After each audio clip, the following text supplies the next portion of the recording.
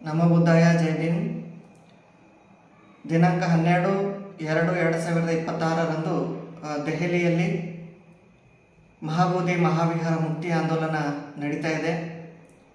ಪೂಜ್ಯ ವಿನಾಚಾರ್ಯ ಬಂತೇಜಿಯವರು 1 ವರ್ಷದಿಂದ ಇಡೀ ದೇಶಾದ್ಯಂತ ಸಂಚರಿಸಿ ಈ ಒಂದು ಆಂದೋಲನಕ್ಕೆ ಬಹುದೊಡ್ಡ ಶಕ್ತಿಯನ್ನು ತುಂಬಿದ್ದಾರೆ. ದೇಶದ ಎಲ್ಲ ರಾಜ್ಯಗಳಿಂದ ಸಾವಿರಾರು ಸಂಖ್ಯೆಯಲ್ಲಿ ಜನರು ಈ ಒಂದು ಪ್ರತಿಭಟನೆಯಲ್ಲಿ ಪಾಲ್ಗೊಳ್ಳುತ್ತಾ ಇದ್ದಾರೆ.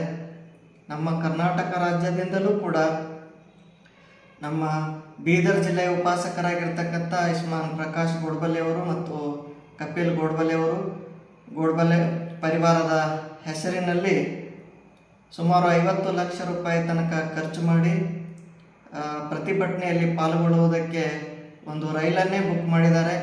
ಇದು ಬಹಳ ಒಂದು ಐತಿಹಾಸಿಕವಾಗಿರ್ತಕ್ಕಂಥ ನೆನಪು ಇರುತ್ತೆ.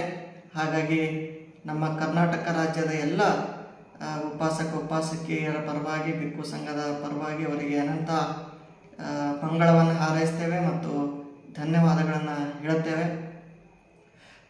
ಯಾಕಂದರೆ ಬಾಬಾ ಸಾಹೇಬ್ ಅಂಬೇಡ್ಕರ್ ಅವರು ನಮ್ಮ ಸಮಾಜ ಬೌದ್ಧ ಧರ್ಮದ ರಕ್ಷಣೆಗಾಗಿ ಸರ್ವಸ್ವವನ್ನು ತ್ಯಾಗ ಮಾಡುತ್ತೆ ಅನ್ನುವಂತಹ ಆಶಯವನ್ನು ಹೊಂದಿದ್ದರು. ಅದೇ ರೀತಿಯಲ್ಲಿ ಇವತ್ತು ನಮ್ಮ ಉಪಾಸಕರು ದೊಡ್ಡ ಕಾರ್ಯವನ್ನು ಮಾಡ್ತಾ ಇದ್ದಾರೆ. ಅವರ ಈ ಒಂದು ಕಾರ್ಯ ಬಹಳ ಐತಿಹಾಸಿಕವಾಗಿರ್ತಕ್ಕಂಥದ್ದು. ಹಾಗಾಗಿ ಇದರ ಸದುಪಯೋಗ ನಮ್ಮ ರಾಜ್ಯದ ಎಲ್ಲ ಉಪಾಸಕರು ಉಪಾಸಕಿಯರು ಪಡೆದುಕೊಳ್ಬೇಕು. ಬೀದರ್ ಜಿಲ್ಲೆಯಿಂದ ದಿನಾಂಕ 10ರಂದು ಬೆಳಗ್ಗೆ 11 ಗಂಟೆಗೆ ದೆಹಲಿಗೆ ರೈಲು ಹೊರಡ್ತಾ ಇದೆ.